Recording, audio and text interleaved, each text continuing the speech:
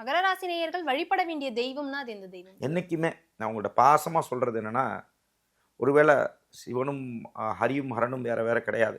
ஒருவேளை நீங்கள் வைணவ நம்பிக்கையில் இருந்துட்டு இருக்கீங்க அப்படின்னு சொன்னால், எப்பெல்லாம் சில பேர் சும்மா சொல்லிட்டு இருப்பாங்க, நீங்கள் திருப்பதிக்கு இந்த ராசியா நீங்கள் போகக்கூடாது, இந்த ராசியா நீங்கள் போகக்கூடாது, அதெல்லாம் சும்மா ஹம்பக். நான் சொல்கிற புரிஞ்சுக்கோங்க. சுவாமி அது பெருமாள் வந்து இந்த ராசிக்காரருக்கு தான் கொடுப்பேன், இந்த ராசிக்காரருக்கு கொடுக்கும் அப்படியெல்லாம் கிடையாது. இதை ஃபஸ்ட்டு முடிச்சிருங்க. அந்த அந்த தாட்டே வேண்டாம். எப்பெல்லாம் டைம் கிடைக்குதோ தயவு செஞ்சு சொல்கிறேன், மலை மேல் இருக்கும் பெருமாள், குறிப்பாக நம்ம ஏழுமலையான பார்த்துட்டு வாங்க. எந்த சுவாமியும் நல்லா புரிஞ்சுக்கணும், எந்த சுவாமியும் எந்த ராசிக்காரங்களையோ எந்த நட்சத்திரக்காரங்களையோ கெடுக்காது. ஆனால் கிரகங்களை போய் இப்படி கட்டி பிடிச்சோம்னா தான் அது என்ன வரும் அப்படின்னா, தவறாக நினச்சிக்க வேணாம். அப்படிங்கும்போது உண்மையாகவே பல தலைமுறையாக அந்த தொழிலில் இருக்கிறதுனால சொல்கிறோம், சரிங்களா?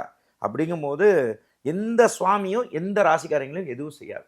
ஆனால் கிரகங்களுக்கு போய் கட்டி பிடிச்சிட்டு இந்த கிரகங்களுக்கு போய் இந்த பூஜையை பண்ணுங்க, அந்த கிரகங்களுக்கு போய் அந்த பூஜை பண்ணால், கிரகங்களுக்கு 2 குணம் உண்டு.